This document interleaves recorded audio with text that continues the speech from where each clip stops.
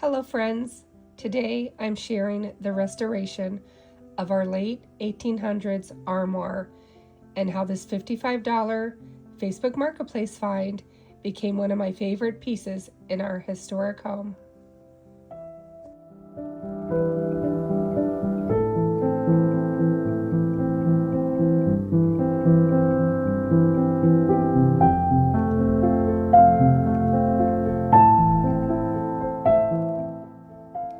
If you watched part 1, we brought this beautiful old armoire home and gave it a good cleaning.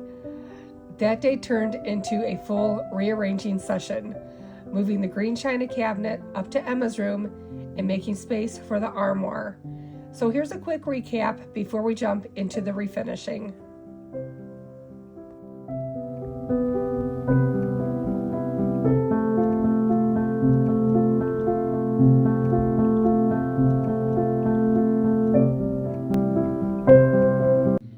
Before I began refinishing, we brought the armoire inside and set it in place.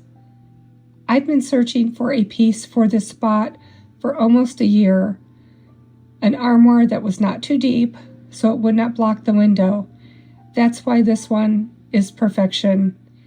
It's old, historic, and of course you can only use hooks instead of hangers, but that's part of the charm.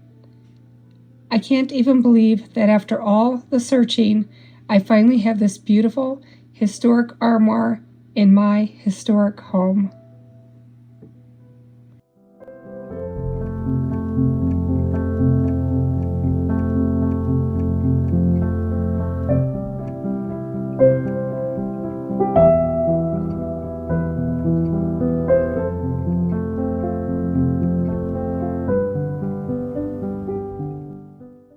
And here it is now in little Emma's room. Honestly, it works so much better as storage for all of her toys and books.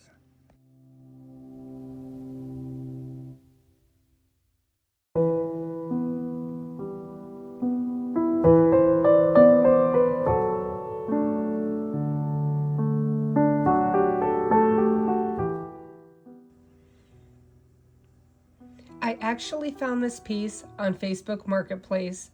It was listed for $100, so I offered $75. When we arrived, the seller was about 15 minutes late, so he knocked off another $20.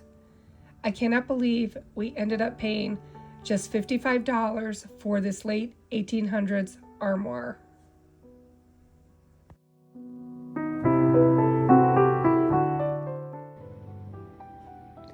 The new homeowner said the armoire came with his historic home, and he had it in the garage for the past year, but he just couldn't bring himself to toss it onto the burn pile. Lucky for me.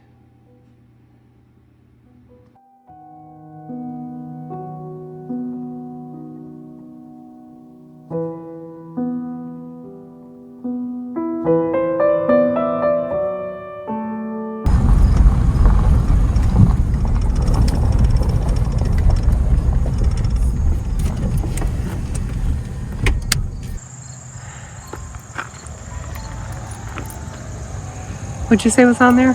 Some wormholes.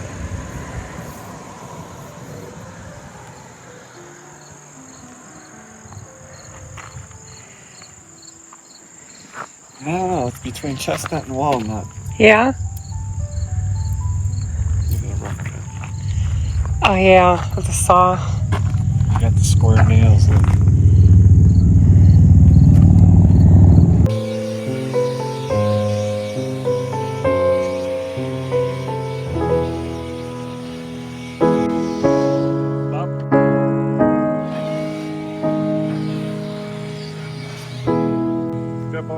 Yeah, I'm going over this way. I guess I should be on the other side. I went through about 6 buckets of water. This was so filthy. I did the top, the bottom, the back, and the inside. Beautiful antique hooks look like. You can see they've reinforced lots of spots on the cabinet doors. Say hi to everybody, Toby. I guess he's not interested today.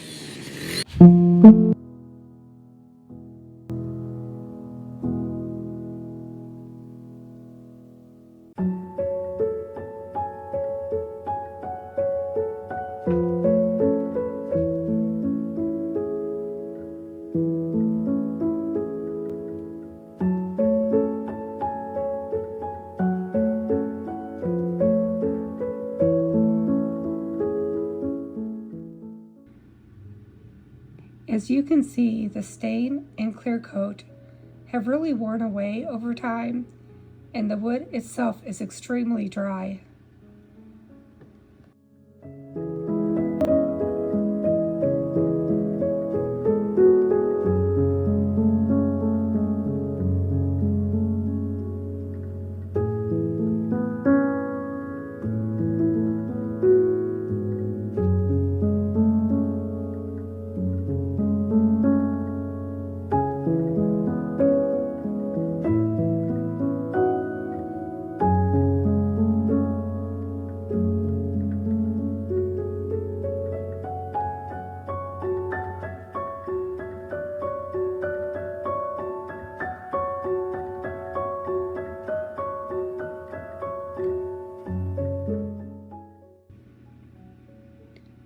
The dining room table is covered with everything that was stored in the green china cabinet. We emptied it out to move it upstairs, so the dining room is definitely in its messy stage right now, which, to be honest, seems to be most of the time.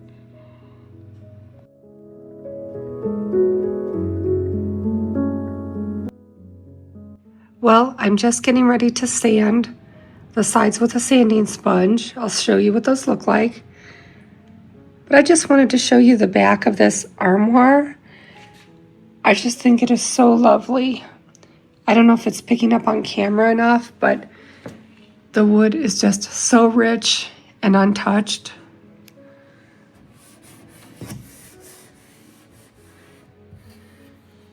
So beautiful. No wear and tear on the back. Yeah, just stunning. You can see the knots in the wood.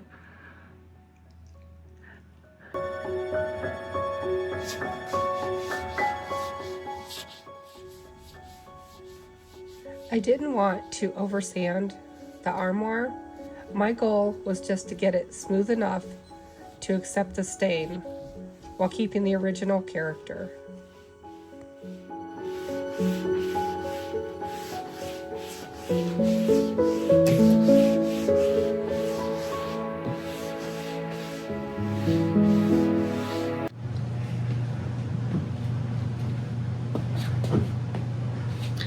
These are tack cloths. I will link these below. They're little sticky cloths if you've never used them, and it will get off all the dust from sanding. You wipe down your entire piece after you've sanded it.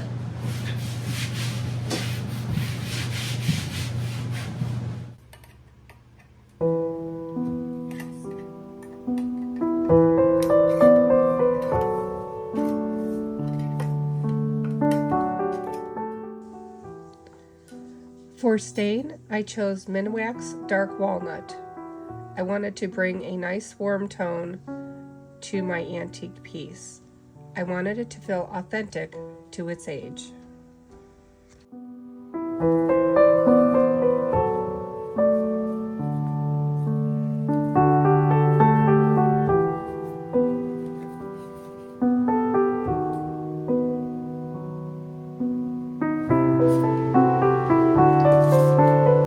Well, I've got on an old chef's apron. My husband does have a staining apron somewhere outside. I just don't know where it's at. Well, the moment of truth. I don't know if I should be using a gel stain. I do have one in walnut, but this is dark walnut, so it's the same thing I used on the dining room table.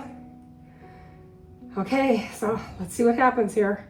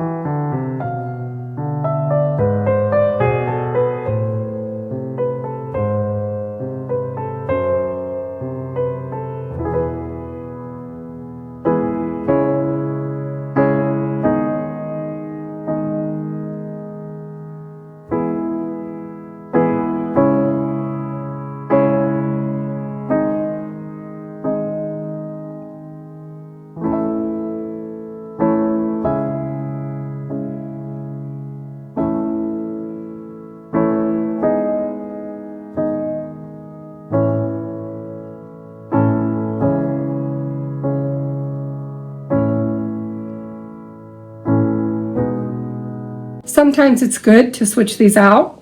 Here's what the other one looks like.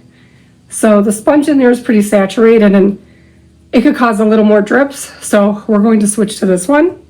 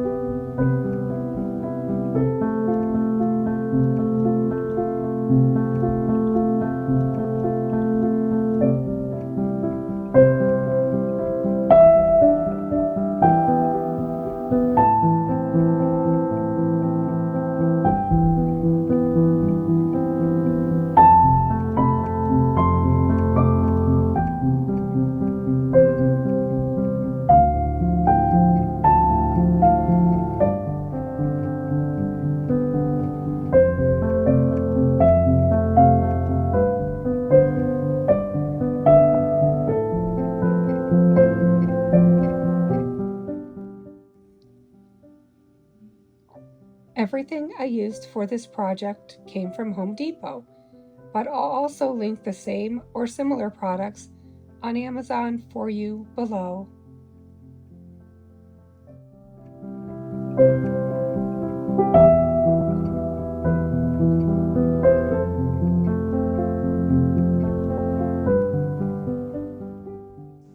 I recently refinished this table and chair set.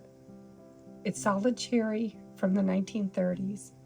Another beautiful marketplace find for $100. Yes, $100. So at this point, now that the stain is definitely dry, it's been a couple of weeks. Not that you need that long, but crazy over here, so I didn't get to this part, but this is what I use. It is off of Amazon. I will link it below. It is called Orange Oil. It is a wood polish. I noticed a lot of antique people on YouTube recommend this, so this is what I did to my dining room table. Even though I think I've mentioned we have to redo the top, we used a clear coat on the top that was a furniture matte finish, and it's just not durable enough, but that was the only thing we sealed, but we'll have to take care of that, I guess, in the summer or spring next year. It's gonna be too cold now. But anyway, this is all I use. You can always just put a clear coat on it. That would be fine, whatever you prefer. Or even let this absorb after a week or two and then add it. But this is all I do. I feel like it gives a really good finish. I just spray it on and just wipe it like I'm oiling it. So I feel like this really helps these old pieces because they're so dry and then they just come to life. Here, I'll do the other side so you can see. This is what I do to the dining room table legs and the sides of the table. You can even spray here, it doesn't really matter. My husband still has some repairs to make on the doors, but he just has been really busy working on that carriage house, trying to finish it. Anyway, that's all there is to it. I'm gonna finish this up off camera and go grab that tea. And I don't think you can see, let me see if I can point down there. And on the bottom, my husband already got kind of a flat-headed extension cord, and we will run that all the way up. So friends, that is all there is to it. I'm gonna finish this up, and I can't wait to show you the final reveal where we have the beautiful vintage knobs on and the skeleton key in place. So that's it for now. I'm gonna go grab that tea, take a break, and start editing.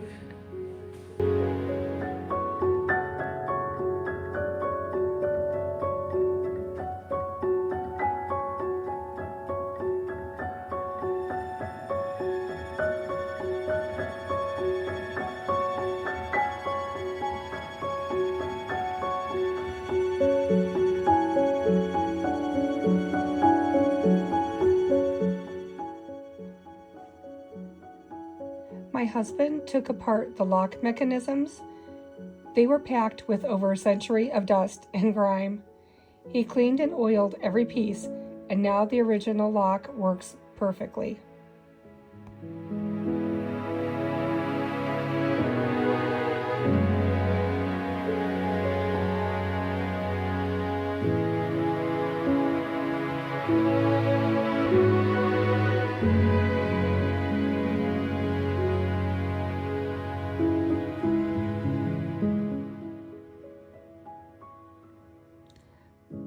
We added new vintage-inspired knobs from Amazon, and I kept the original skeleton key, although it is a little bent, but I added a vintage gold tassel.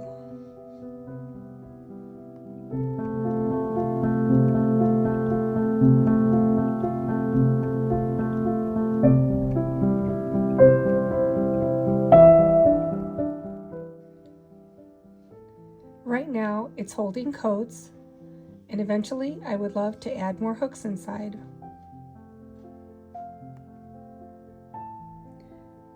Seeing it all put together made every little detail worth it.